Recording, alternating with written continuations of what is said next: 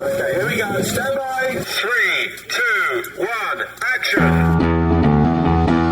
Assume nothing. Brash, bald-faced blasphemy. Question everything. I find it extremely hard to imagine. Open your eyes. It is quite all right to be an atheist. The fastest growing group of people in the country has been measured as being those who have no belief or who are atheists. You don't have to be apologetic or quiet about it. Challenge the opposition. You see religion on 100 fronts losing the argument. And start thinking. This is The Thinking Atheist Worldwide. People sometimes ask me what I do for fun or with my free time, as if I have free time. But yeah, occasionally, when I'm not gaming badly on Twitch, I have my distractions. This week, I've been, and part of last week, I have been attempting to learn how to properly insult like a British person. After the London protests, where these protest signs made global headlines, because they were so very British. And I think that's actually what one reporter had said. These protesters are so very British when they say things like, Trump wears poorly tailored suits. Or, this is all terribly upsetting. Dear Queen, don't offer him the good biscuits.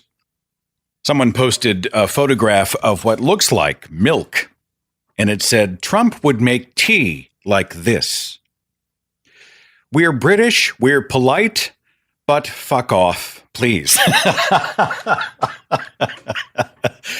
Someone else said, I'm missing Wimbledon for this, you tangerine wank maggot. I mean, why don't we have insults like this in the United States? Tangerine wank maggot? I'm from Essex, and that tan is dodgy, babe. I have no idea what this person just said. But I'm fascinated, so I went online and we continued the thread on social media. British insults. And again, I'm getting the music of these totally wrong, or I'm combining words that should not be combined. In the comment section will rightly crucify me for totally mucking this up. A daft, gormless pillock. I get daft. What is gormless or a pillock? I don't know. You are mad as a bag of ferrets. You're not batting on a full wicket. You are a dodgy tosser, a knobhead, a poxy git. What's a plonker? Like a manky plonker. Do you put those words together? Or are you just manky, or are you just a plonker? Wank puffin. Where has this word been all my life? Wank puffin. At least when I was in school getting my ass kicked by the bullies, right before the punch, I could have just called them a wank puffin. A cockwomby. Hang on, I got to look this one up. Cockwomby, and I'm a little bit nervous typing the word cock in any capacity into Google. Cockwomby. Womble. Oh, I had it wrong. Cockwomble. A foolish or obnoxious person. The plural is cockwombles. The Urban Dictionary says it is a completely useless person that spouts constant bullshit.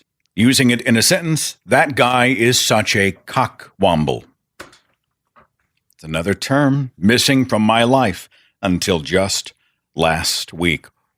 A few others offered some more British insults. Cheeky bastard. What's a git? Well, hang on. Let's look that one up. I hear it all the time, but I don't really know. What is? No, that's a computer term. Gits insult. Unpleasant, silly, incompetent, annoying, senile, elderly, or childish person. A git. You're all piss and wind. You're all talk, no action. You are an arsehole. Arsehole? You're bent as a 9 bob note. Bent as a 9 bob note? Bob note. As I understand it, there is you can be a dosser. You could be a tosser. A josser. Now, these are different things, right? A manky snatcher. Wait a minute. Manky snatcher is a proper name. It's for Margaret Thatcher. What? They call her Manky Snatcher? A numpty. Heaven forbid you ever be called in public a numpty, a prat, a ring, a shitehawk.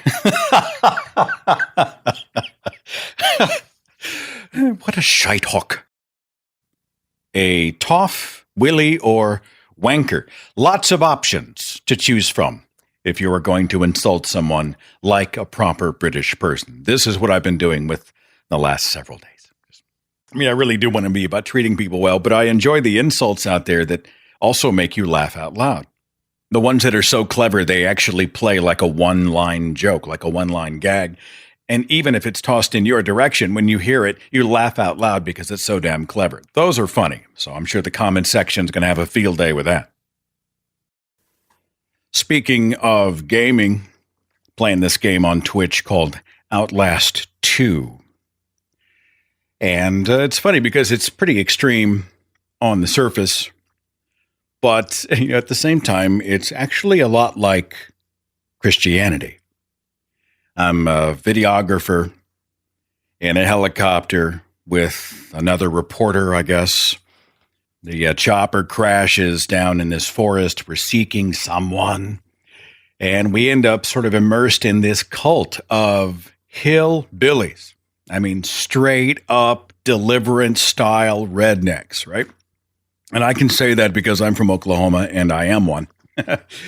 So, as I get deeper into this sort of religious commune or whatever they call it, it's just bizarre. People walking around in overalls and they've got, machetes and pitchforks and who knows what else they're going to pull out of their hat. And from what I can tell, they worship someone named Noth. I guess it's Noth, K-N-O-T-H. And there are all these like torsos and stuff that are being strung up. And apparently they're using women to breed demons.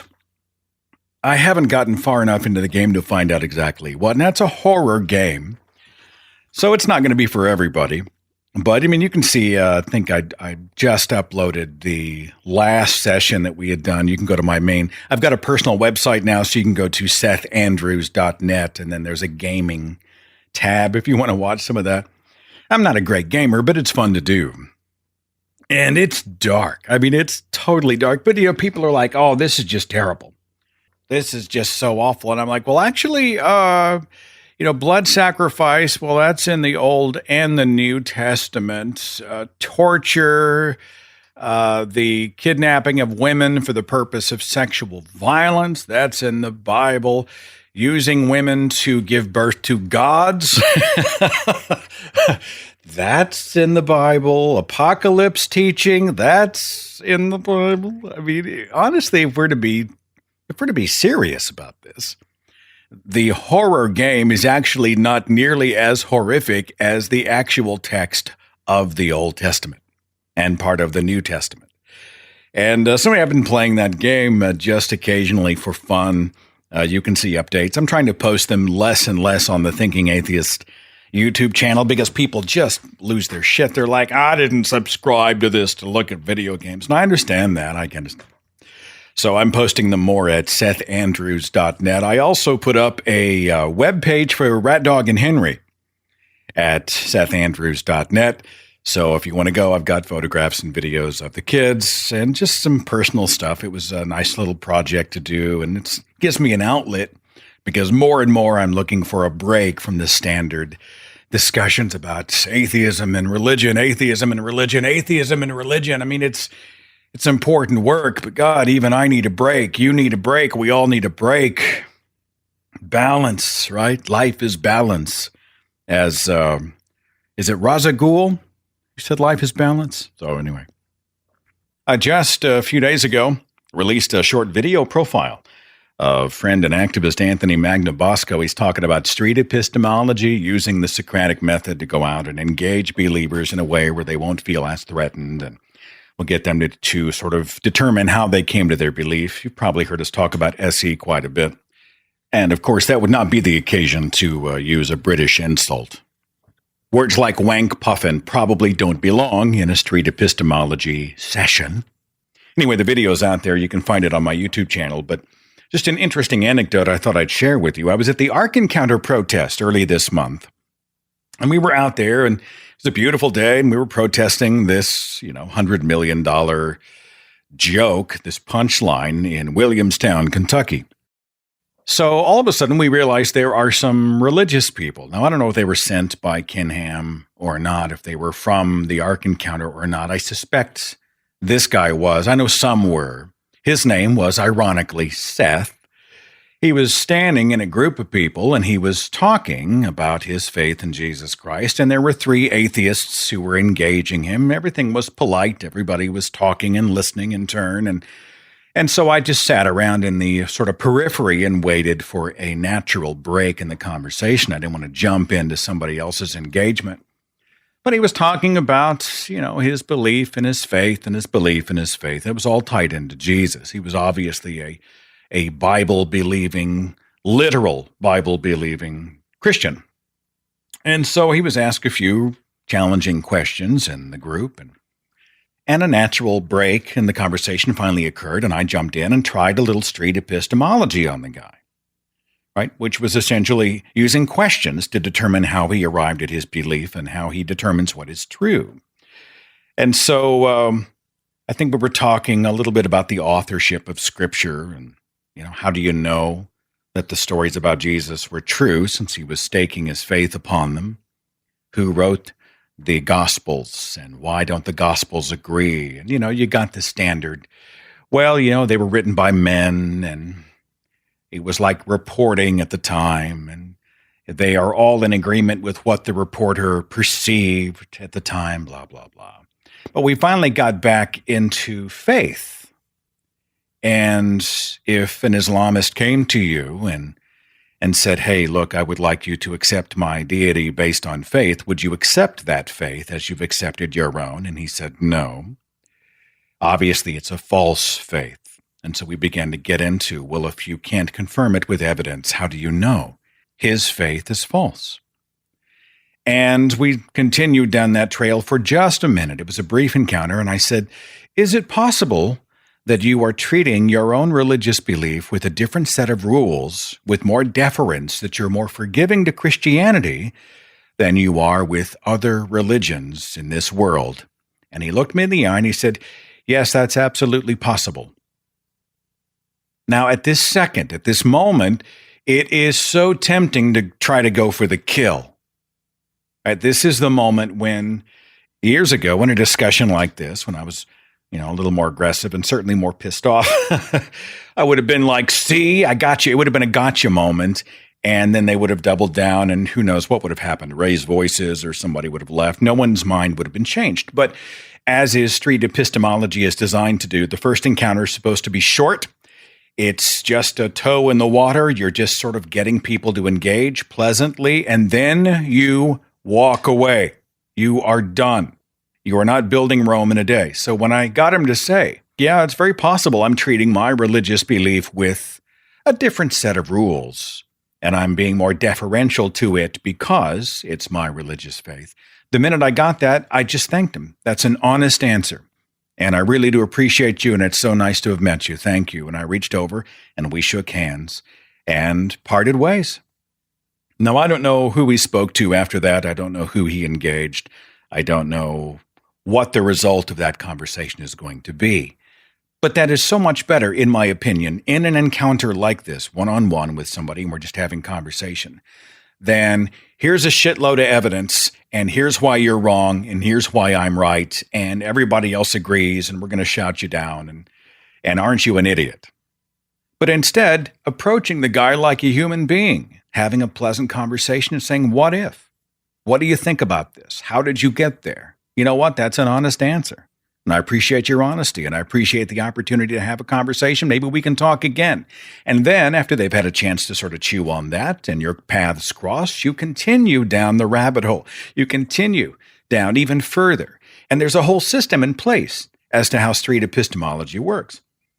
And I'll admit, it has changed how I approach believers in many instances, my own family and friends.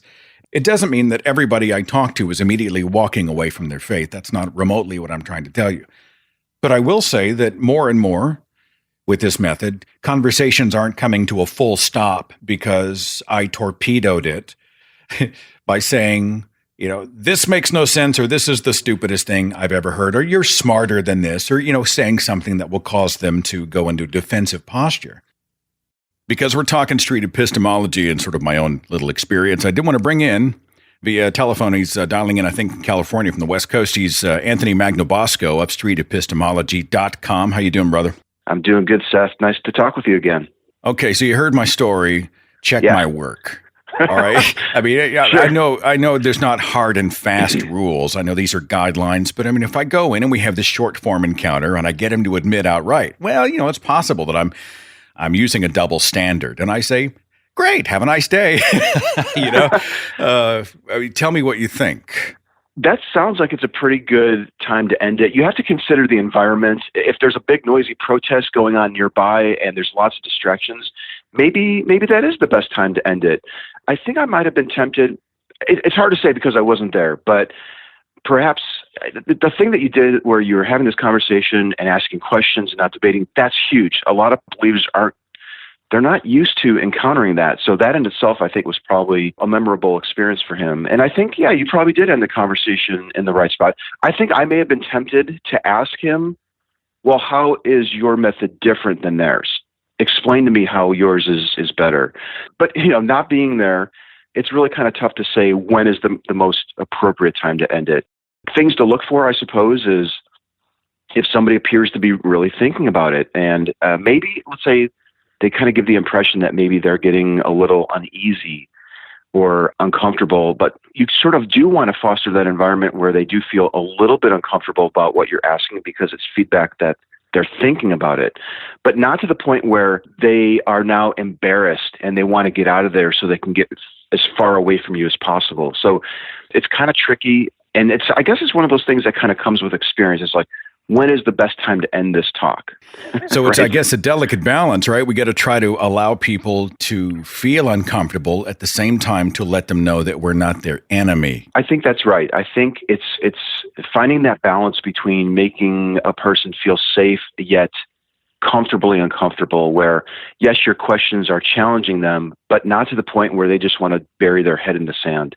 And it sounds like, based on what you described, it sounds like your conversation kind of went the typical way these street epistemology talks usually do.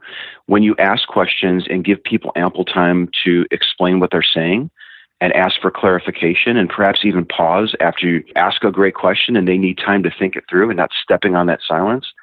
Those are all really, really good things that you can do to help that person think about their belief in a way that they may have never thought about before. All right. I had somebody on Twitter who chimed in when I released the video profile that we just did together. The thing that he said, and it was so correct, he's like, when I watch Anthony's videos and the street epistemology videos, I am struck, he says, by how few people actually really have stopped to reflect on why they believe what they believe. And so I was going through a lot of the material to prepare the video. I had the same thought. They would just stop and they would just go, well, and it seemed to be one of the first times in their life they had really been challenged to try to understand why they believe what they believe. That's been your experience? That has. Whether we're talking to an atheist who's sure there's no God, or a God believer who's sure that there is, or some other claim, whether it's voting registration or gun control, karma being real, or my lucky rabbit's foot protects me. Yes, that's really largely been my experience too, that so few people take the time to think about the steps they used to get to the conclusion that they're at. And it's fascinating how asking a few questions and letting them think it through can shed light on the deficiencies in the method that they've used to get to that conclusion. I can think of a guy on the family tree, and it was always like when it came to politics. Well, I'm Democrat. My daddy voted Democrat. My granddaddy voted Democrat. And damn it, everybody in my family needs to vote Democrat. I mean, I'm not really exaggerating. This is kind of how he thinks. But does he understand why he's voting Democrat, or is he just assuming? Is he inheriting? Is he just sort of carrying the mantle? How much does he really know about what his value system is? and what does the Democratic Party represent? And, hell, I vote Democrat. But I'm just like, isn't it important that we understand why we do what we do, why we think what we think? So I just wanted to toss that encounter out and, get your first thoughts. And, of course, it gives me a chance to plug streetepistemology.com. Thanks, man. I think it's a great tool, and I'm optimistic. I hope the listeners take the time to look into it, because I think that they will find that this is probably one of the best ways to have a more effective, one-on-one conversation with people who are making these claims. And I would love to get to the point where everybody is learning street epistemology so that they can ask everybody questions about the process they used to get to their conclusions, including us. Anthony Magnabosco, safe travels home, my friend. We'll talk soon, okay? All right, Seth, you take it easy. In relation to the Ark Encounter protest, the actual event, many people have asked if there's video of the day, and the Tri-State Freethinkers have posted a whole bunch of clips in relation to that day, including all the speeches that were given. And I have the audio here of the presentation that I gave, which I kind of wanted to be my own version of the telling of Noah's Ark. It takes just a few minutes. We were all on stage very briefly. But this is what I had to say from Williamstown, Kentucky, just a few hundred yards from the entrance of Kinham's Ark Encounter. And the Lord saw how great the wickedness of the human race had become on the earth, and that every inclination of the thoughts of the human heart was only evil at the time. The Lord regretted that he had made human beings on earth, and his heart was deeply troubled. That's Genesis chapter 6, my friends. How could a God who already knew everything, past, present, and future, have regret? How could someone who already knew the outcome of every event, past, present, and future, in fact be surprised? The good book does not say. But yea, oh yea, the Lord was filled with regret and trouble, and apparently he was more than a bit pissed. Astounded that imperfectly created humans would act imperfectly, God watched from beyond the earth, beyond our atmosphere, beyond the waters which apparently existed and floated in space before creation, the waters in the deep. He came to the conclusion that, again, he apparently should have already concluded it. Oh, it's very confusing. Justice demanded it, my friends. Justice needed genocide.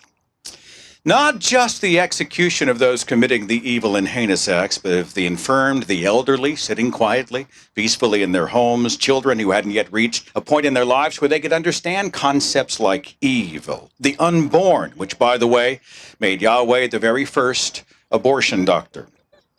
Animals, too, they gotta go, except for a few specimens from each animal kind, and that's for you, Kinham. And they would essentially do what the humpback whales did in Star Trek IV.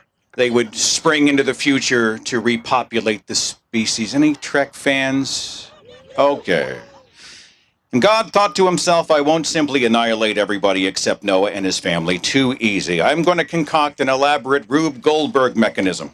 So he instructed the one righteous guy, Noah, at the age of 500, to build the boat of size of a small stadium using only trees and tar. He didn't need 100 million in 21st century construction equipment to do it. Despite the reality that the townspeople would soon be horribly killed, he didn't even need taxpayer support. Noah was indeed righteous. And the animals came, my friends, camels and donkeys and hamsters and anacondas and giant pandas and parakeets and velociraptors. They all came. They were all happy, peaceful travelers who walked from their respective homes to board the ark. It did take longer for the penguins and the polar bears, but it gave him time as well on the journey to adapt to the 130-degree Middle Eastern desert climate. The boat was built to God-specific specifications, this many cubits, that many cubits, use this wood, use these construction methods. And when it was completed, Noah and his family boarded the ark, and he sealed the door as the rains began to fall.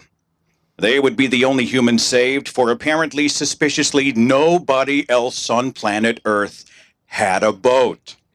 For 150 days, waters flooded the earth, which made for some logistical challenges. For sure, weren't many of these animals carnivorous after the fall of Adam and Eve in the garden? Wouldn't the cheetah get tired of his vegan diet and look over at the gazelle and lick his chops? What about the specific diets required by specific creatures? Bamboo for the panda, fresh greens for the herbivores, meat for the carnivores. How did the animals deal with muscle atrophy after so many months in confinement? Did they ever get cramps?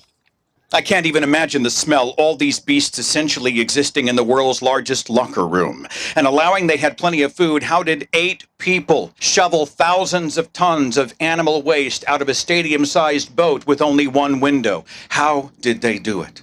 Outside the window, how is ocean life surviving? The fresh rainwaters mixing with the salt ocean water to make a brackish mixture toxic to both the fresh and the ocean water animals. Did the sharks and the trout and the pufferfish and the marlins just hold their watery breath for over a year? Why would God have Noah send out doves to find land? When God and Noah had been on speaking terms only a few verses before, remember, God was telling him exact cubits and construction methods, and now he has Noah sending a dove out to do recon to find land. And since the ark has no motor, no sail, and no rudder, it would have made absolutely no difference. They could have been 30 feet from land, and they would have simply helplessly drifted right on by. When the boat finally did dock, what did everybody eat? The animals and plants had already been killed in the flood, destroyed. I didn't see anything in Genesis about Noah and manna. No, these details are not important, my friends. What is important is that Noah and his family then repopulated the earth, over 5,000 ethnic groups in about 4,000 years, and then Noah, the one righteous man worth saving, spent the latter part of his life naked and drunk. And his story would be documented in an anonymously written book, and in modern times would be memorialized by Ken Ham, who somehow sold the state of Kentucky on the construction of a $100 million paperweight. It would be a monument, my friends, to both the church and the state. That rolling sound you hear being our founding fathers and the authors of the Constitution rolling in their graves. Lord Bevan would smile approvingly from his mansion chamber. And Yahweh, still surprised that his genocidal flood didn't really solve the problem of human imperfection, that ended up totally sucking for Jesus, who as God would then have to impregnate a teenager with himself for yet another biblical death. I am here today, my friends, because I was indoctrinated with the actual verses of this story. I was taught, warned, I was told every freaking day that I was born broken and I needed to be fixed.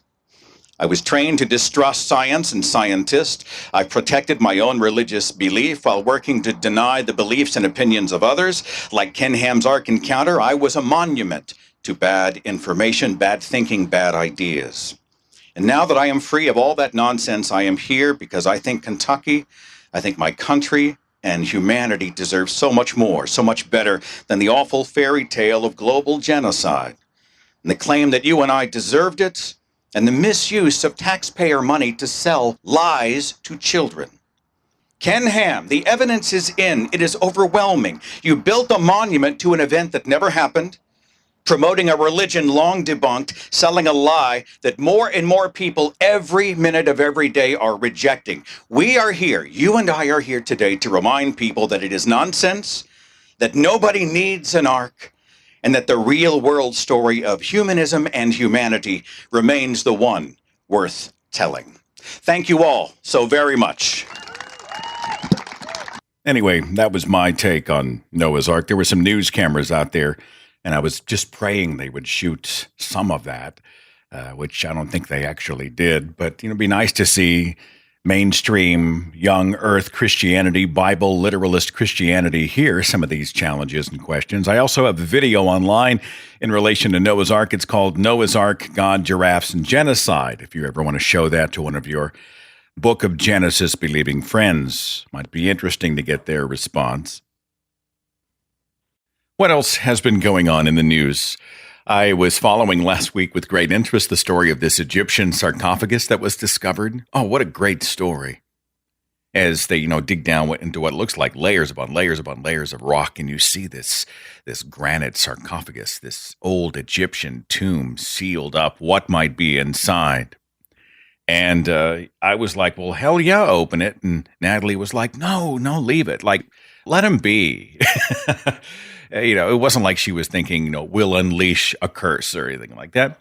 But you and I have seen enough movies. We probably had the thought. I've seen the movie where they break the seal and you hear the screams from the spirit world and the bones of a pharaoh come up. And, before you know it, those who have disturbed this resting place find themselves experiencing the worst of calamity. And that would have been great fun. But as rationalists, we're pretty sure, we can be pretty reasonable that's not going to happen. But I was curious as to, what's in here? Like, what is inside? Is it a pharaoh? Is it a queen? Is it, is it someone of great importance? Are there treasures inside? And with every piece of treasure comes another piece of the puzzle of our history, those types of things. So last week, they go ahead and crack the thing open. And essentially what they found inside the sarcophagus, I mean, if you look at the photograph, it just looks like old skeleton soup is what it looks like. There's some liquid, brown liquid, and just bones and rotted skulls. They say it's just skeletons in sewer water. What an anticlimax. I mean, imagine if they'd had like an Indiana Jones, like a Raiders of the Lost Ark moment. They crack it open and all of a sudden, like when they open the Ark of the Covenant, you see something. The pressure changes. There's smoke and steam and spirit clouds shooting out of the seams. And you hear this in the background. And before you know it, all three of them experience an Egyptian curse. I mean, that's a news story. Actually, just as a gag, I thought it'd be funny to put something just very quick together. What if, right, when they crack the seal open, it might be something Hollywood-esque, something like this. Entombed in the bowels of the world, imprisoned for 5,000 years, they have been waiting for a scientist dumb shit to dig them up. Now, the seal has been broken. The evil has been unleashed. And 3 soggy, sewer-stinking skeletons will rise again. That kind of thing. That's just what I was thinking. That would have been amazing. That would have been much more remarkable than sewage and skulls. It wasn't a king, by the way, wasn't a queen, wasn't a pharaoh, wasn't a leader, wasn't anyone of great importance. It was Joseph Manning. He is a professor of ancient history at Yale University. He said, there's no inscription, which is strange. Somebody important would not have been buried in this way. He says it looks like, and these are his words, a non-elite burial. And it's possible that the sarcophagus was used more than one time. So the skulls inside, the skeletons inside are actually dated to a more recent date than the granite sarcophagus itself. Well, how does that work? You bury somebody and then they're there for, 500 years. And what, you just need the sarcophagus? You run out of materials? Hey, you know what? Bob's not. He's been dead for 500 years. He's not going to care. Look, here's a shovel. Go dig him up. And we'll just toss his bones back here in the back. The dog will love it. They'd keep the dog from chewing on the furniture. The dog can go chew on Bob for a while. That'll be something to distract him, while we're off at work doing our thing, building our pyramids and what have you. And then you go ahead, just wash it out, spray out the sarcophagus, use some kaboom on it or something because it's going to smell. And then we're going to rebury 3 other people, not 1, 3 people.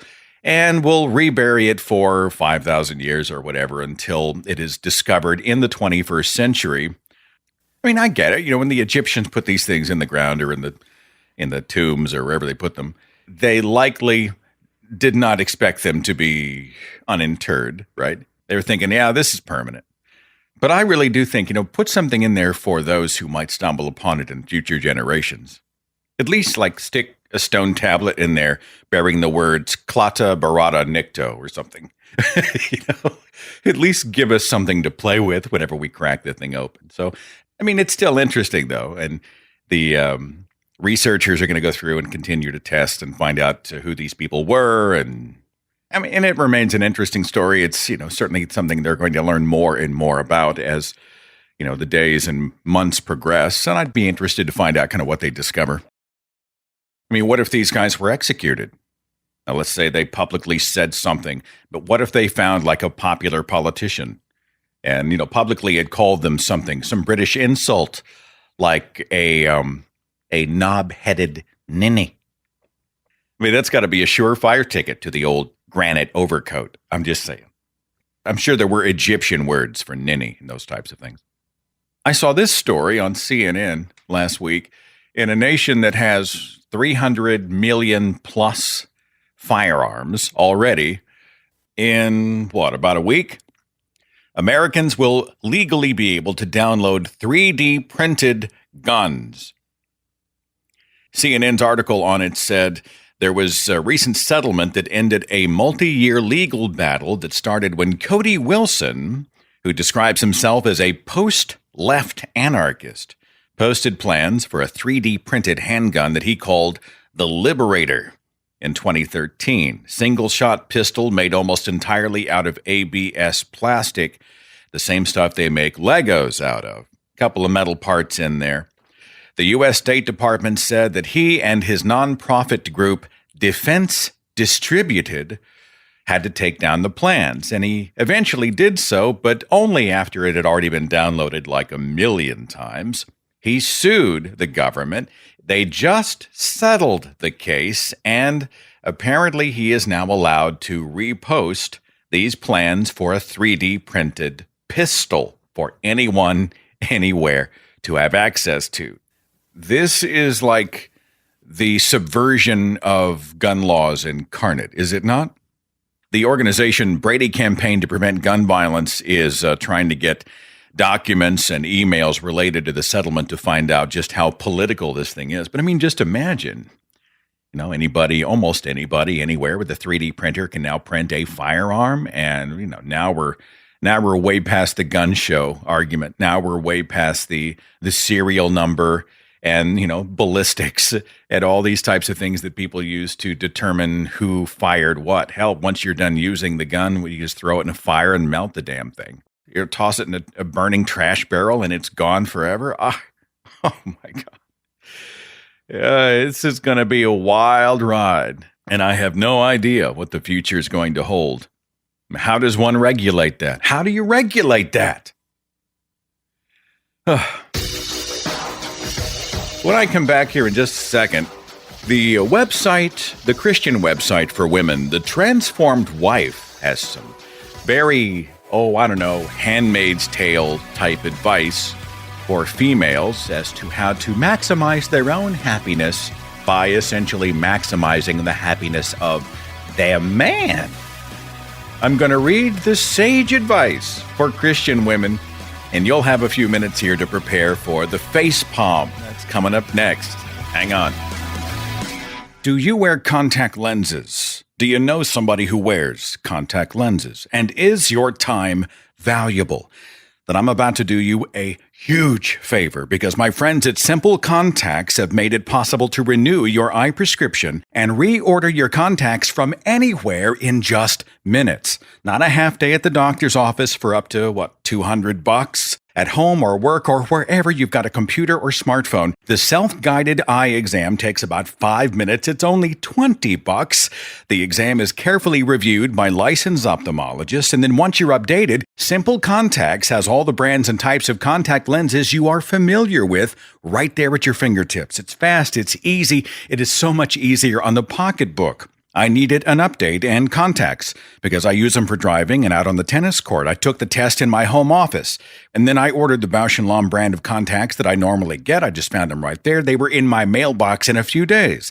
Not only is the eye exam only $20, but right now with the promo code I'm going to give you, you can get $20 off your contact lens order with Simple Contacts. You are welcome. It really is vision care for the 21st century. Get $20 off your contacts order now at simplecontacts.com/Seth Andrews and then enter promo code Seth Andrews 20. That's 20 Seth Andrews 20 at checkout. This is not a replacement for your periodic full eye health exam, but it is a great way to renew your prescription if your vision hasn't changed. Get $20 off your lenses and experience the money-saving convenience at simplecontacts.com/Seth Andrews, promo code Seth Andrews 20.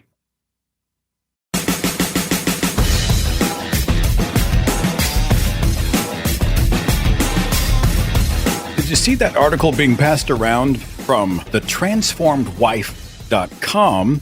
It is hosted in this article written by a woman named Lori Alexander.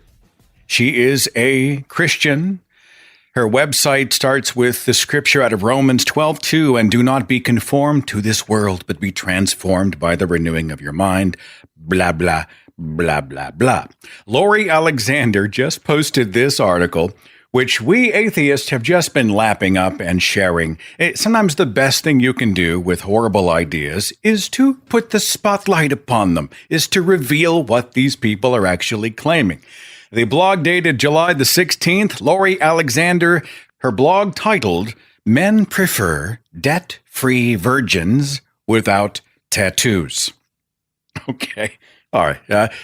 Let me read this to you. I'll read the whole. It's not that long. Here we go. And there's like a photograph of an attractive person. I don't know if that's her or not, who's smiling, and it has that caption, Men Prefer Debt-Free Virgins Without Tattoos. The blog itself says, do you know how much more attractive debt-free virgins without tattoos are to young men? Unfortunately, there are so few of these types of young women anymore because of the high cost of college and sexual promiscuity, even within those in the church. As believers in Jesus Christ, we need to live in a way that's pleasing to Him because His ways are the best. He calls debt a burden and urges us to live lives of sexual purity. There are many more reasons why Christian young women should carefully consider whether or not they go to college, especially if they want to be wives and mothers someday. Secular universities teach against the God of the Bible and His ways. It's far from what God calls women to be and do. It teaches them to be independent, loud, and immodest instead of having meek and quiet spirits. I thought the article was a Poe at this point, by the way. I literally thought to myself, this is just a Poe, right? This is the Onion or something, the Babylon Bee. No. Lori Alexander's article continues, and it says, in a grammatically nightmarish sentence, it says, one woman wrote me some more reasons that she's thought of why women shouldn't go to college. That sentence actually is a good argument for college. Quote, men don't want to marry a woman with debt. Most of this debt comes from college. They would also prefer a woman who still lives at her parents' house that has not had other relationships. Wait, like any other relationships? Like no dating of any kind? Like you are completely foreign to the rituals of courtship and social interactions? Never? The article continues. If they go to college, they are unlikely to stay home raising their children to pay off the debt and use the degree they spent years on.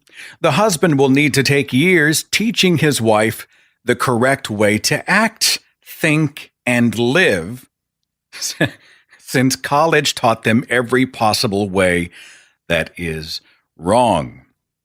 And Lori Alexander chimes in parentheses and says, sadly, most young Christian women wouldn't listen to their husbands since they've not been taught to live in submission to their husbands. However, it's the older women who are called to teach the younger women biblical womanhood. Oh, God, I can't even finish the paragraph. The next sentence says they will start having babies later in life. That is, if they can conceive naturally. They lost a handful of years of experience learning to cook meals and learning how to work in the garden. What century is this? What century is this? The article. College kids don't cook. If they do, it's typically for themselves. Well, who else would they be cooking for? Your posts sound crazy to anyone who does not believe the Bible is true. Most girls haven't read the Bible with their father or husband to explain it to them. 1 Corinthians 14:35. Oh my God, I'm not able to recall that verse. Hang on just a second. 1 Corinthians 14:35. Let's just see exactly what scripture she is referring to. If they, women, want to inquire about something, they should ask their own husbands at home, for it is disgraceful for a woman to speak in the church. Okay, So that actually is a tag off of verse 34, which we all know women should remain silent in the churches. They're not allowed to speak, but they must be in submission. And Laurie Alexander and her contributor to this article apparently love this verse. Laurie Alexander's final sentence in the blog says this, and I am not making this up. Word for word, it says, stay virgins until marriage, out of debt, and don't get tattoos. I thought the whole thing was just fake. TheTransformedWife.com is real. Hey, wait a minute. Here's some other recent posts. Let me just read some of the titles. Stop enticing men. Christofeminism expanding in the church. Has God called women to be independent? Oh, look, there's categories. You can look up everything from financial advice to child raising to feminism to breakfast recipes at thetransformedwife.com. I have some people ask me, and people who don't have a background in fundamentalism, they'll ask me if it's real. Like, are there institutions, are there cultures, mainstream Christian cultures and churches where they really don't encourage women to go out and participate in the world and get an education and be ambitious about what they want, their hopes and dreams? Do they really want to keep them barefoot and pregnant in essentially little baby factories that have dinner ready for their husbands whenever they decide to get home from a long, hard day at the office? Oh, come on, that doesn't happen in the 21st century. And I'm like, oh, yes, it does. Now, it's less and less frequent, but it's still out there. And correct me if I'm wrong, that the Southern Baptist Convention still has a restriction on women teaching or being a pastor in a church. And remember that all of Christianity is embracing a Bible that essentially mutes the voices of half of the population because they do not have a penis.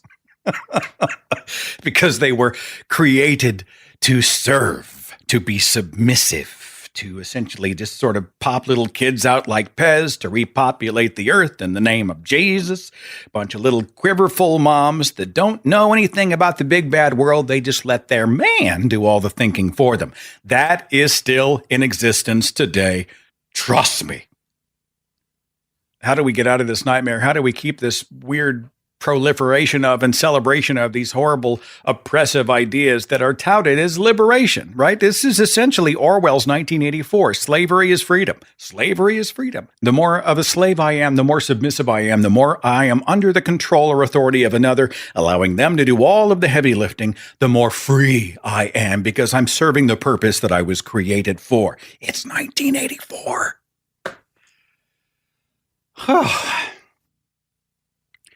I discovered this week that apparently I am not given the same protection by my Constitution as American Christians are. The Huffington Post, the article was actually posted last year, but I doubt here in this country it's changed all that much. A scary number of Americans don't think Muslims or atheists have constitutional rights. Oh, that's nice.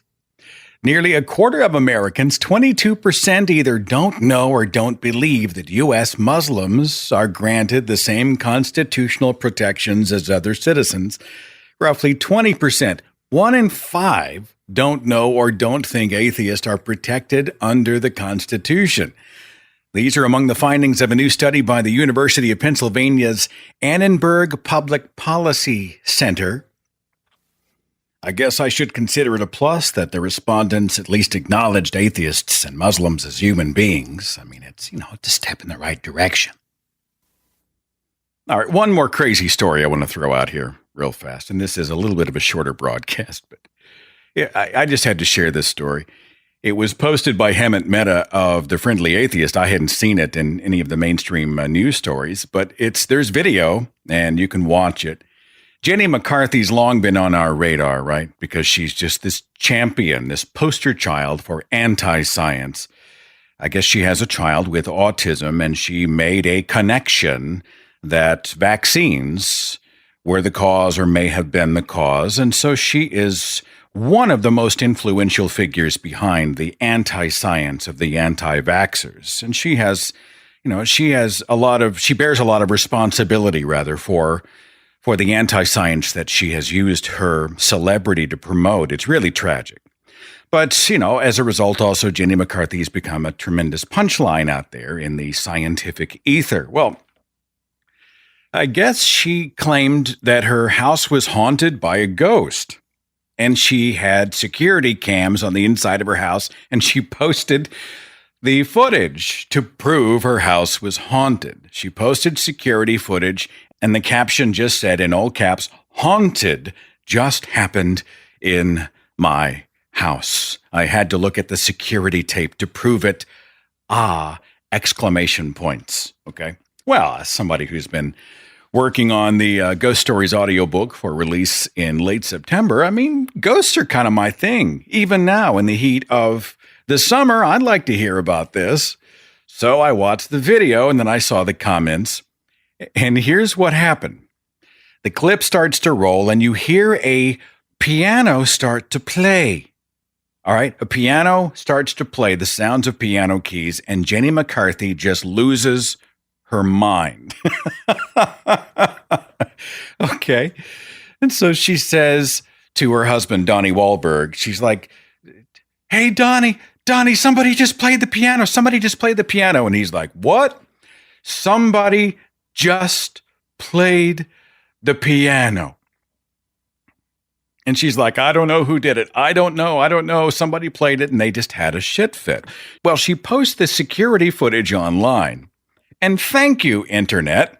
Hundreds, if not thousands of people chime in and inform Jenny McCarthy that piano sound is actually the sound made when Google Home boots up. It's just beautiful. It's just beautiful. So she heard Google Home and the little tones, and she immediately decided that these were visitors from the spirit plane, who came not with a message about this life or the afterlife, but instead felt the urge to tickle the ivories. Okay? And to my knowledge, there's not a retraction or explanation of any kind. Hemant Mehta said as much. He said he hasn't seen anything, and neither have I, but it's just beautiful. And Hemant Mehta says this is the McCarthy problem. Number one, she doesn't understand something. Two, she jumps to the dumbest possible conclusion. Three, evidence is presented to show she is wrong. And four, there is no apology or admission that she was wrong, at least not yet. But it's beautiful. It's beautiful. I've been thinking about doing Google Home or Alexa. Is that the Amazon one? Where you just go, "Hey, Google," or "Okay, Google, do this," or "Alexa, do that." I know some people who've integrated this stuff into their homes and their lives. I guess they can turn lights on and they can control different things in their house, be it alarm systems or garage doors, or they can play certain music or podcast, or they can get the weather or search for news items, and they can just do it vocally by saying Alexa or whatever. Now, I haven't done this. My friend Corey has Alexa in his house, and it's funny because whenever he is sitting at home and I ask him about it, he can't say her name because she will then activate and then go search something. So I said, "Hey, do you like that? Do you like Alexa?" And he's like, "Well, you know who is really convenient for this, and you know who doesn't do this well." And so we couldn't even say Alexa because I guess she goes, "Yes," or "Can I help you?" or whatever Alexa says. But do you have this? Have you integrated these technologies into your own house? I'm not opposed to it at all. I love the idea of, being in a room and saying, "Hey, lower the lights 30%. That's very Star Trek to me. "Alexa, what's the weather going to be?" Or, "Okay, Google, play me something from Journey's Frontiers album." That'd be kind of cool, I think. And I realize that we're a culture spoiled by technology, but if we can use technology to our advantage, I don't have to stop and go type it in, but I can say, "Okay, Google, find Evil Dead 2 Dead by Dawn on television." Does that work? Does it do that? If I could do that immediately and not have to go through and scroll and do all those types of things. "Alexa, call, this Mexican restaurant." And then I can order something that has no guacamole on it. Right. But I don't have to actually go and pick up the phone. It does it all right there on the speaker. Do you have this integrated in your life? Do you like it? Is it a pain? Is it oversold? Is it just a bunch of hype? Is it creepy? I mean, you tell me. You know how much time that would have saved me? Like if I was trying to figure out what all these British insults meant. Alexa, what is a tosser? Alexa, please define gormless minger. Okay, Google, what is a Burke? A Burke? B-E-R-K. What's a Burke? Alexa, what is a minge bag? How much time would this technology have saved me, my friends? In the comments section or whatever, just sound off and tell me whether or not you recommend these types of technologies. And then somebody go to Jenny McCarthy's Facebook or Twitter feed and again inform her that she is not being visited by the other world. Okay, she's not being visited by somebody in the spirit plane who came down here to tinkle on the ivories. Or tickle, not tinkle. Yeah, tickle the ivories. Big difference there. Big difference. My friends, I sure appreciate you. It's always a pleasure to be here and to do this show. We may or may not do a broadcast next week. I'm going to try to do, if nothing else, like a Google Hangout or something where we can all just talk. I'll field some random calls or questions or comments. And then the first part of August, I have an amazing conversation that's coming up with an almost former believer, somebody who is walking away from the faith and wanted to talk about it. And I think this is going to be an amazing and compelling exchange. That's going to be the first broadcast for August. So as we get ready for the final month of summer, lots of good stuff on the horizon. You take care. I will see you soon. Follow The Thinking Atheist on Facebook and Twitter. Watch dozens of original videos on the Thinking Atheist YouTube channel. And visit our website for resources, links, contact information, the editor's blog, and more. thethinkingatheist.com.